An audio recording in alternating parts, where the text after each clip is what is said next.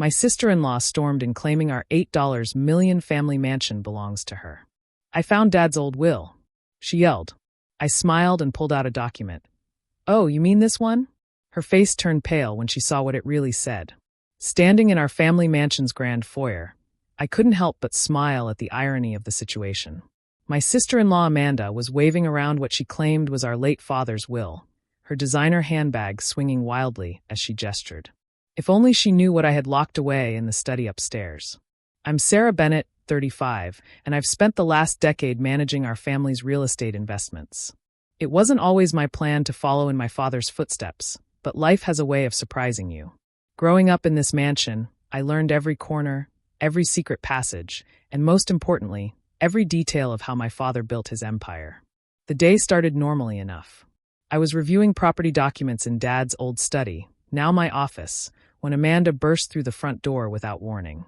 She'd married my brother Michael 5 years ago, and from day one, she'd been fixated on our family's wealth. Where is it, Sarah? Amanda demanded, her voice echoing through the marble hallway. Where's the original will? This copy I found shows everything goes to Michael, and as his wife, I have rights. I watched her storm around the foyer, her perfectly manicured nails clutching a wrinkled document. The mansion, the properties, everything should be ours. You're just the younger sister. You shouldn't even be living here. Taking a deep breath, I thought back to the conversation I'd had with Dad just 2 months before he passed away. We were sitting in his study, surrounded by the dark wooden panels and leather-bound books that had witnessed countless family discussions. Sarah, he'd said, his voice weak but his eyes sharp as ever. You understand property better than anyone in this family. Michael has his medical practice, but you've learned every aspect of what I built. Remember that. Now, watching Amanda's theatrical performance, I couldn't help but think about how Dad would have handled this situation. He always taught me that timing was everything, in business and in life. Amanda, I said calmly, would you like some tea? You seem upset. Upset?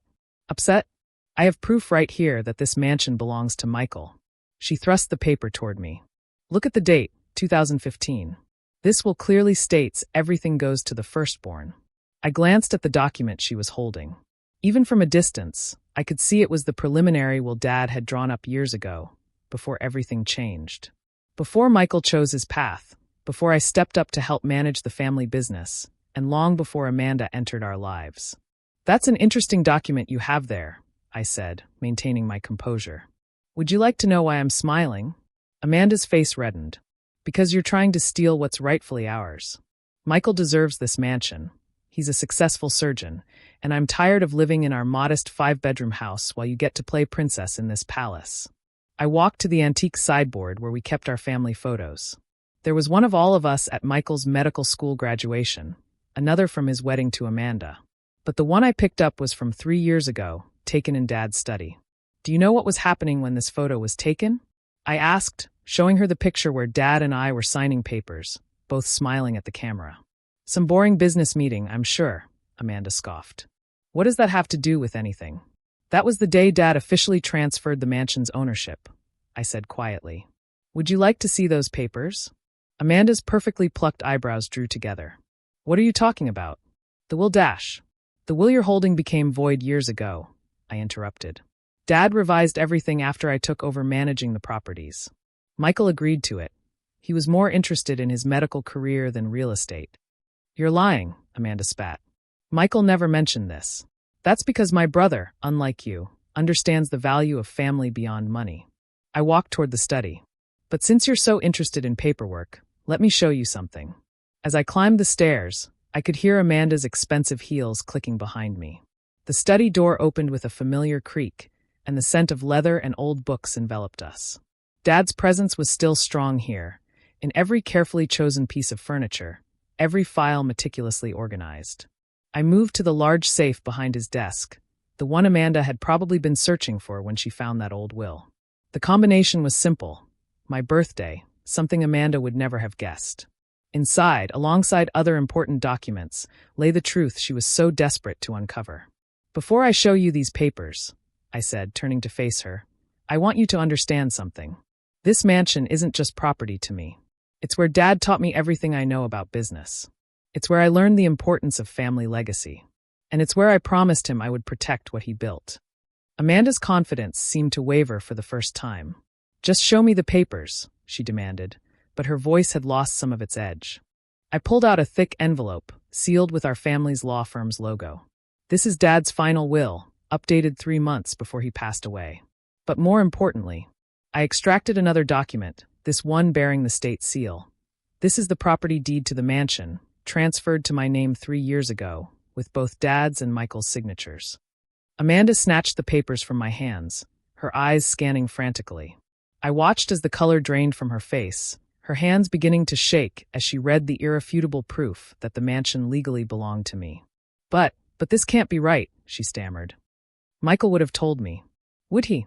I asked softly. Or did you never bother to ask him about the family business because you were too busy planning how to spend money that was never yours? The papers slipped from her fingers, scattering across the study floor. But there was more she needed to know, more truth that would shake her carefully constructed plans to their core.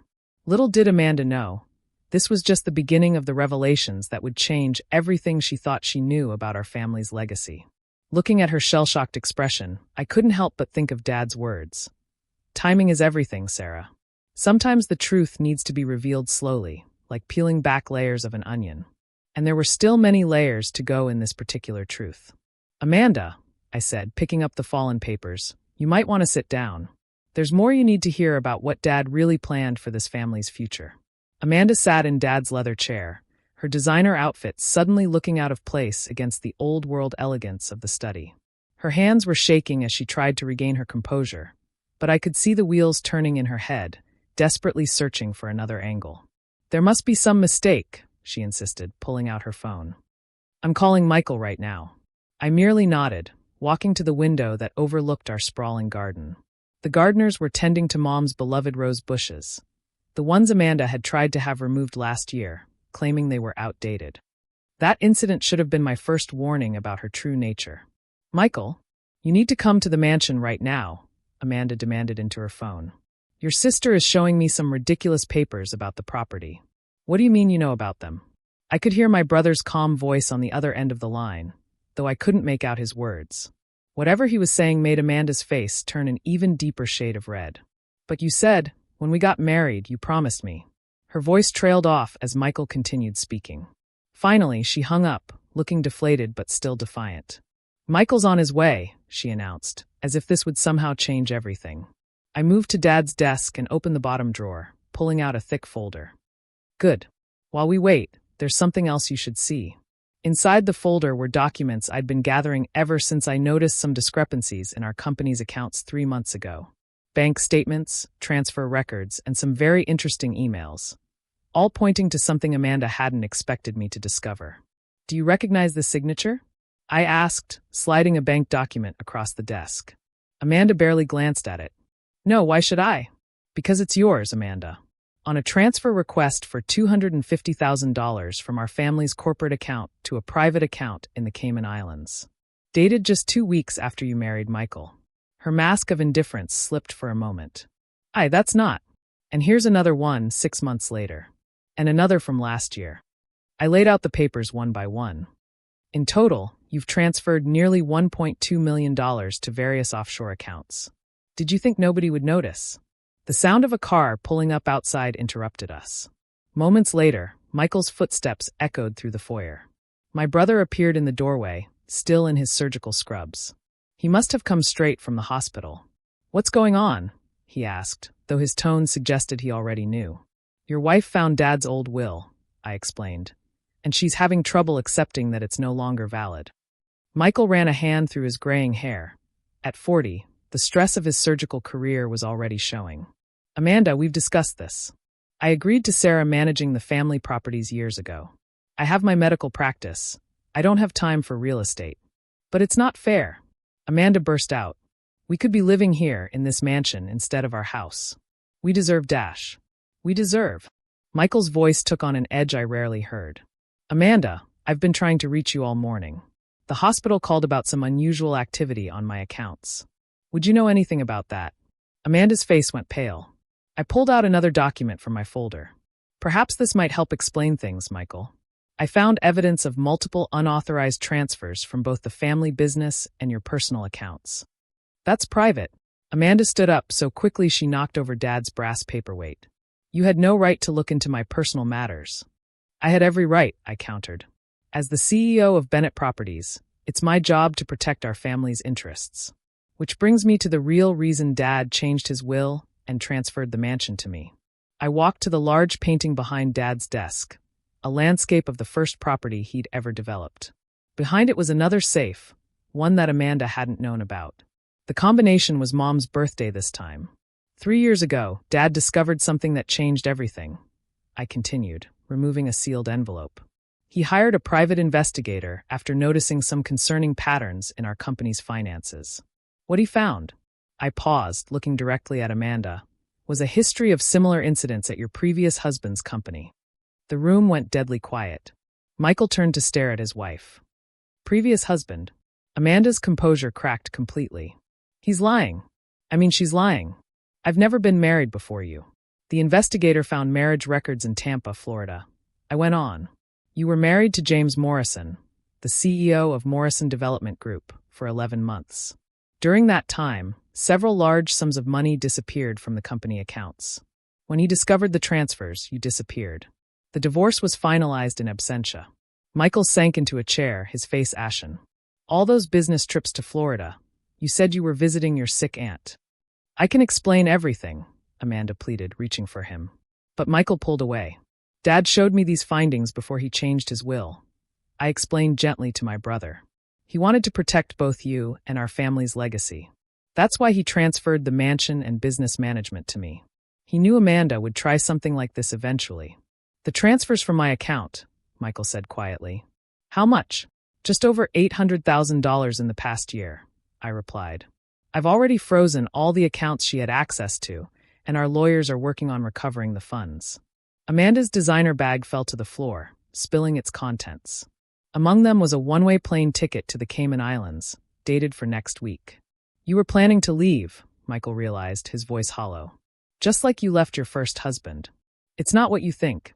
Amanda's voice had taken on a shrill edge. I was going to invest the money, make it grow for us.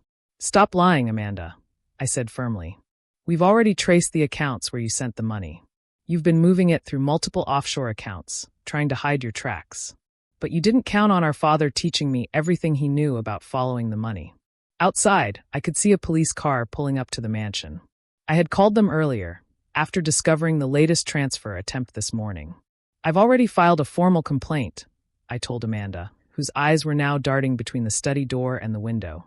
The police have all the evidence they need. And this time, you won't be able to disappear like you did in Florida. Michael stood up, his doctor's composure returning. I'll be staying with Sarah while the lawyers sort this out, he said, not looking at his wife. I should have listened to Dad when he tried to warn me about you. 2 police officers appeared in the doorway, and Amanda seemed to deflate completely. As they led her away, reading her rights, I put a hand on my brother's shoulder. I'm sorry, Michael. I wanted to tell you sooner, but we needed to catch her in the act. He nodded slowly. All this time, she was just after the money. And I never saw it. Dad saw it, I reminded him. That's why he made the arrangements he did. He was protecting you the only way he knew how. As we watched the police car drive away, I thought about how Dad would have handled this moment. He always said that family was about more than blood or marriage. It was about trust, loyalty, and doing what's right, even when it's hard. But there was still more to this story that needed to be revealed. The offshore accounts weren't the end of Amanda's schemes, and what we would discover next would shake our family to its very foundation. The weeks following Amanda's arrest were a whirlwind of legal meetings and shocking discoveries. Each day seemed to bring new revelations about the extent of her deceptions. But nothing prepared us for what we found in the hidden compartment of her personal safe after the police executed a search warrant at her house. I was sorting through Dad's old files in the study when Michael burst in, holding a stack of documents, his hands trembling. Sarah, you need to see this, he said, spreading the papers across Dad's desk. The police found these at my house, at Amanda's house, he corrected himself, still struggling to process the divorce proceedings. As I looked through the documents, my blood ran cold. These weren't just financial records. They were forged documents prepared to transfer ownership of not just our mansion, but every property in our family's portfolio.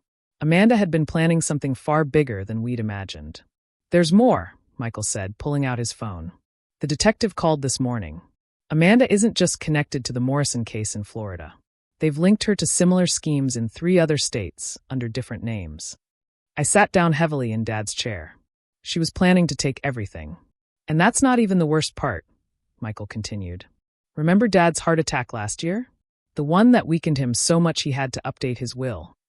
I nodded, the memory of those frightening days still fresh. "They found these in her safe too." Michael handed me a small bag of pills. "The lab tested them. They're designed to simulate heart attack symptoms." She was poisoning him, Sarah. She was trying to force him to change his will before. He couldn't finish the sentence. He didn't need to. The implications were clear. Amanda hadn't just been after our money. She'd contributed to our father's death. "Does Mom know?" I asked quietly. "Not yet. I can't tell her this." Just then, my phone buzzed with an email notification. It was from our family lawyer, marked urgent. As I read it, my eyes widened. "Michael, you're not going to believe this. The police just found another connection. Remember that charity foundation Amanda was so involved with? The one she kept pushing us to donate to." He nodded. "It's a front. The whole organization is fake. She's been using it to launder money from all her previous schemes. And guess who else is involved?" I turned my laptop to show him the police report. "Her supposed sick aunt in Florida. The one she visited on all those business trips? She's actually Amanda's partner in crime. They've been running this con for years." Michael slumped in his chair. "All those donations I made, the hospital fundraiser she organized."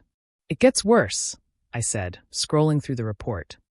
"She was planning something big for next month. Look at these blueprints they found on her laptop.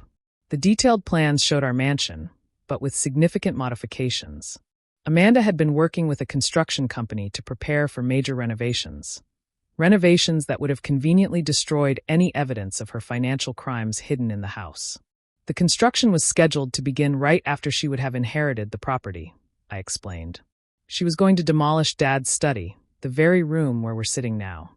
Where all the original documents are kept," Michael realized.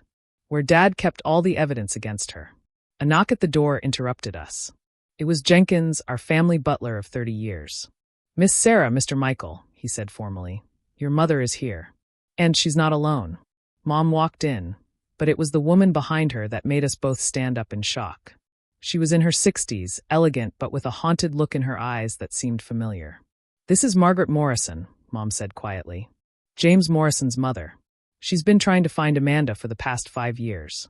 Mrs. Morrison stepped forward. "When I saw the news about Amanda's arrest, I knew I had to come. There's something you both need to know about what really happened to my son James after Amanda left him." Over the next hour, Mrs. Morrison revealed the full extent of Amanda's past crimes. James hadn't just been her first victim. He'd been her most tragic.